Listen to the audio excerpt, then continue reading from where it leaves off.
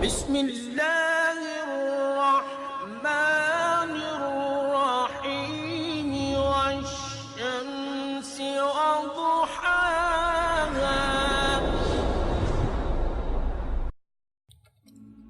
Islamic hub کے معزز دوستوں، میں ہوں ماجد ملک اور آپ تمام دیکھنے اور سننے والوں کو السلام علیکم۔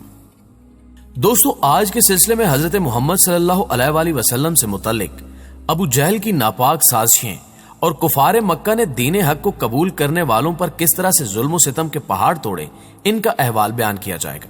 دل دہلا دینے والے مظالم کو جاننے سے قبل چینل پر نئے آنے والے دوستوں سے گزارش ہے کہ وہ پہلے اس اسلامی چینل اسلامک ہب کو سبسکرائب کرتے ہوئے ساتھ موجود گھنٹی کے بٹن کو بھی دبا دیں تاکہ ہر نئی آنے والی ویڈیو کی نوٹیفیکیشن باقاعدگی کے ساتھ آپ تک پہنچتی رہے۔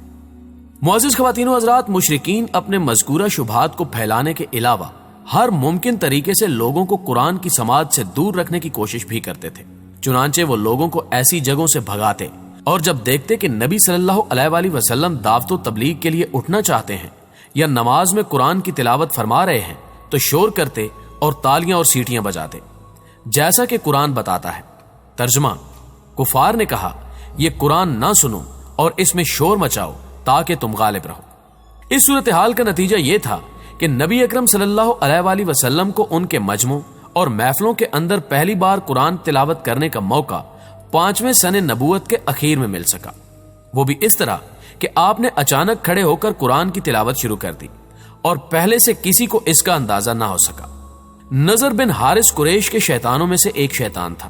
وہ ہیرا نامی ایک مشہور عرب علاقے میں گیا، وہاں بادشاہوں کے واقعات اور رستم و اسفندیار کے قصے سیکھے۔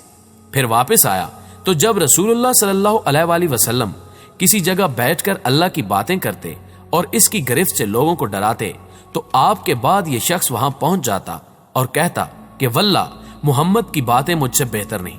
اس کے بعد وہ فارس کے بادشاہوں اور رستم اور اسفندیار کے قصے سناتا، پھر کہتا آخر کس بنا پر محمد کی بات مجھ سے بہتر ہے۔ ابن عباس رضی اللہ تعالی عنہ کی ایک روایت ہے کہ نضر نے ایک لونڈی خرید رکھی تھی۔ جب وہ کسی آدمی کے متعلق سنتا کہ وہ نبی اکرم صلی اللہ علیہ وآلہ وسلم کی طرف مائل ہے تو اس کو لونڈی کے پاس لے جا کر کہتا کہ اسے کھلاؤ پلاؤ اور گانے سناؤ، یہ تمہارے لیے اس سے بہتر ہے جس کی طرف تم کو محمد بلاتے ہیں۔ سورہ لقمان کی آیت میں اسی کے بارے میں یہ ارشاد الہی نازل ہوا۔ کچھ لوگ ایسے ہیں جو کھیل کی بات خریدتے ہیں تاکہ وہ اللہ کی راہ سے بھٹکا دیں۔ ناظرین گرامی، ابو جہل نے پہلے دن جب نبی اکرم صلی اللہ علیہ وآلہ وسلم کو نماز پڑھتے ہوئے دیکھا تو اسی دن سے آپ صلی اللہ علیہ وآلہ وسلم کو نماز سے روکتا رہا۔ ایک بار حضور اکرم صلی اللہ علیہ وآلہ وسلم مقام ابراہیم کے پاس نماز پڑھ رہے تھے کہ اس کا گزر ہوا۔ دیکھتے ہی بولا، محمد، کیا میں نے تجھے اس سے منع نہیں کیا تھا؟ ساتھ ہی دھمکی بھی دی۔ رسول اللہ صلی اللہ علیہ وآلہ وسلم نے بھی ڈانٹ کر سختی سے جواب دیا۔ اس پر وہ کہنے لگا، اے محمد، کاہے کی دھمکی دے رہے ہو؟ دیکھو، اللہ کی قسم اس وادی مکہ میں میری محفل سب سے بڑی ہے۔ اس پر اللہ تعالیٰ نے یہ آیت نازل فرمائی۔ ترجمہ: اچھا تو بلا اپنی محفل کو، ہم بھی سزا کے فرشتوں کو بلائے دیتے ہیں۔ اس ڈانٹ کے باوجود ابو جہل اپنی حماقت سے باز آنے والا نہ تھا، بلکہ اس کی بدبختی میں کچھ اور اضافہ ہو گیا۔ چنانچہ صحیح مسلم میں ابو ہریرہ رضی اللہ تعالی عنہ سے مروی ہے کہ ایک بار سرداران قریش سے ابو جہل نے کہا کہ محمد آپ حضرات کے روبرو اپنا چہرہ خاک آلود کرتا ہے۔ جواب دیا گیا، ہاں۔ اس نے کہا، لات و عزا کی قسم، اگر میں نے اس حالت میں اسے دیکھ لیا تو اس کی گردن رون دوں گا اور اس کا چہرہ مٹی پر رگڑ دوں گا۔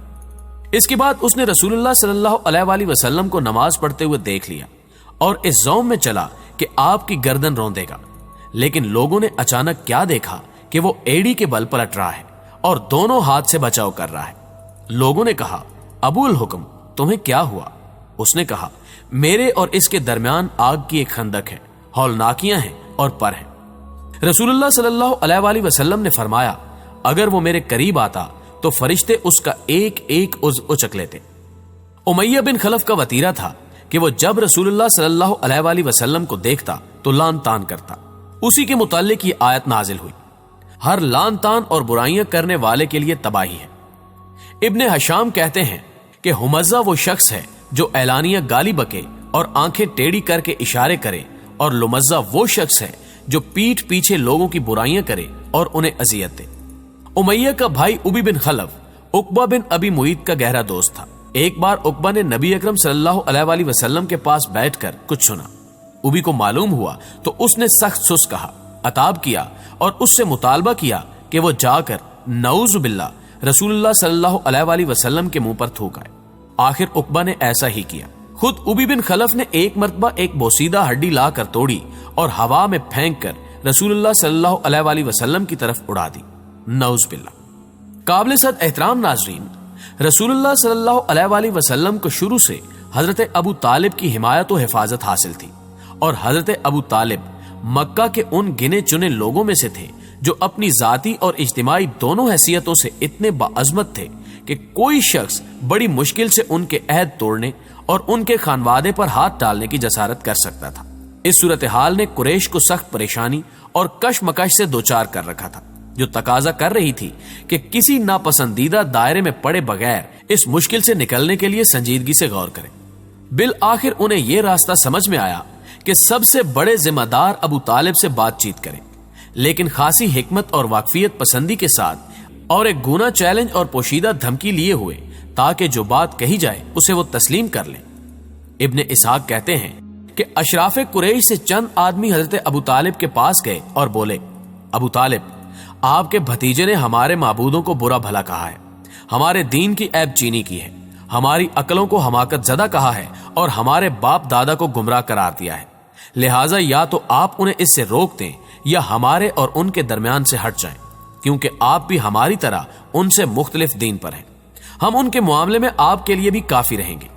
इसके जवाब में अबू तालिब ने नरम बात कही और रवादाराना लबो लहजा इख्तियार किया। चुनांचे वो वापस चले गए और रसूलुल्लाह सल्लल्लाहु अलैहि वसल्लम अपने साबका तरीके पर रवां दवां रहते हुए अल्लाह का दीन फैलाने और उसकी तबलीग करने में मसरूफ रहे। लेकिन जब कुरैश ने देखा कि आप दावत और तबलीग के काम में हस्बे साबिक मसरूफ अमल हैं, तो ज्यादा देर सबर न कर सके, बल्कि आपस में खासी चहमगोई की और नागवारी का इजहार किया। हत्ता कि हजरत अबू तालिब से दोबारा ज्यादा सख्त और संगीन लहजे में गुफ्तगू करने का फैसला किया। सरदारान कुरैश अबू तालिब के पास हाजिर हुए और बोले, अबू तालिब, आप हमारे अंदर सनो शरफ और एजाज के मालिक हैं। हमने आपसे गुजारिश की थी कि आप अपने भतीजे को रोकिए, लेकिन आपने उन्हें नहीं रोका। आप याद रखें, हम इसे बर्दाश्त नहीं कर सकते कि हमारे आबाओ अजदाद को गालियां दी जाएं, हमारी अक्लो फहम को हमाकत ज़दा करार दिया जाए और हमारे माबूदों की ऐबचीनी की जाए। आप रोक दीजिए, वरना हम आपसे और उनसे ऐसी जंग छेड़ देंगे कि एक फरीक का सफाया होकर रहेगा। नाज़रीन मोहतरम, अबू तालिब पर इस जोरदार धमकी का बहुत ज्यादा असर हुआ और उन्होंने रसूलुल्लाह सल्लल्लाहु अलैहि वसल्लम को बुलाकर कहा, भतीजे, तुम्हारी कौम के लोग मेरे पास आए थे और ऐसी ऐसी बातें कह गए हैं। अब मुझ पर और खुद अपने आप पर रहम करो और इस मामले में मुझ पर इतना बोझ ना डालो जो मेरे बस से बाहर है। ये सुनकर रसूलुल्लाह सल्लल्लाहु अलैहि वसल्लम ने समझा कि अब आपके चचा भी आपका साथ छोड़ देंगे और वो भी आपकी मदद से कमजोर पड़ गए हैं। इसलिए फरमाया, चचा जान, अल्लाह की कसम, अगर ये लोग मेरे दाहिने हाथ में सूरज और बाएं हाथ में चांद रख दें कि मैं इस काम को इस हद तक पहुंचाए बगैर छोड़ दूं कि या तो अल्लाह उसे गालिब कर दे या मैं इसी राह में फना हो जाऊं, तो नहीं छोड़ सकता। इसके बाद आप सल्लल्लाहु अलैहि वसल्लम की आंखें अश्कबार हो गई। आप सल्लल्लाहु अलैहि वसल्लम रो पड़े और उठ गए। जब वापस होने लगे तो अबू तालिब ने पुकारा और सामने तशरीफ लाए तो कहा, भतीजे जाओ, जो चाहो कहो, अल्लाह की कसम मैं तुम्हें कभी भी किसी भी वजह से नहीं छोड़ सकता। मुअज़्ज़िज़ दोस्तों, उस मौके पर हजरत अबू तालिब ने ये अशार कहे जिनका तर्जमा कुछ यूं है, वल्लाह वो लोग तुम्हारे पास अपनी जमीयत समेत भी हरगिज नहीं पहुंच सकते, यहां तक कि मैं मट्टी में दफन कर दिया जाऊं। तुम अपनी बात खुल्लम खुल्ला कहो, तुम पर कोई कदगन नहीं, तुम खुश हो जाओ और तुम्हारी आंखें इससे ठंडी हो जाएं। पिछली धमकी के बावजूद जब कुरैश ने देखा कि रसूलुल्लाह सल्लल्लाहु अलैहि वसल्लम अपना काम किए जा रहे हैं, तो उनकी समझ में आ गया कि अबू तालिब रसूलुल्लाह सल्लल्लाहु अलैहि वसल्लम को नहीं छोड़ सकते, बल्कि इस बारे में कुरैश से जुदा होने और उनकी अदावत मोल लेने को तैयार है। चुनांचे वो लोग वलीद बिन मुगीरा के लड़के उमारा को हमरा लेकर अबू तालिब के पास पहुंचे और उनसे यूं अर्ज किया, ऐ अबू तालिब, ये कुरैश का सबसे बांका और खूबसूरत नौजवान है, आप इसे ले लें, इसकी दियत और नुसरत के आप हकदार होंगे। आप इसे अपना लड़का बना लें, ये आपका होगा और आप अपने इस भतीजे को हमारे हवाले कर दें। جس نے آپ کے آباء و اجداد کے دین کی مخالفت کی ہے، آپ کی قوم کا شیرازہ منتشر کر رکھا ہے اور ان کی عقلوں کو حماقت سے دوچار بتلایا ہے، ہم اسے قتل کریں گے، بس یہ ایک آدمی کے بدلے ایک آدمی کا حساب ہے۔ ابو طالب نے کہا، اللہ کی قسم کتنا برا سودا ہے جو تم لوگ مجھ سے کر رہے ہو، تم اپنا بیٹا مجھے دیتے ہو کہ میں اسے کھلاؤں پلاؤں، پالوں پوسوں، اور میرا بیٹا مجھ سے طلب کرتے ہو کہ اسے قتل کر دو، اللہ کی قسم یہ نہیں ہو سکتا۔ اس پر نوفل بن عبد المناف کا پوتا متم بن عدی بولا، اللہ کی قسم اے ابو طالب، تم سے تمہاری قوم نے انصاف کی بات کہی ہے اور جو صورت تمہیں ناگوار ہے اس سے بچنے کی کوشش کی ہے، لیکن دیکھتا ہوں کہ تم ان کی کسی بات کو قبول کرنا نہیں چاہتے۔ جواب میں ابو طالب نے کہا، واللہ تم لوگوں نے مجھ سے انصاف کی بات نہیں کی ہے، بلکہ تم بھی میرا ساتھ چھوڑ کر میرے مخالف لوگوں کی مدد پر تلے بیٹھے ہو، تو ٹھیک ہے جو چاہو کرو۔ ناظرین گرامی، اس نازک صورتحال کے بعد کیا واقعات رونما ہوئے اور مکہ کے باسیوں نے کیسے کیسے ایذا پہنچانے کی کوشش کی، اس کا تذکرہ انشاءاللہ تعالی آئندہ ویڈیوز میں کیا جائے گا۔ ویڈیوز پسند آنے کی صورت میں انہیں لائک کیجئے اور ثواب کی نیت سے اپنے دوستوں اور رشتہ داروں کے ساتھ بھی ضرور شیئر کیجئے۔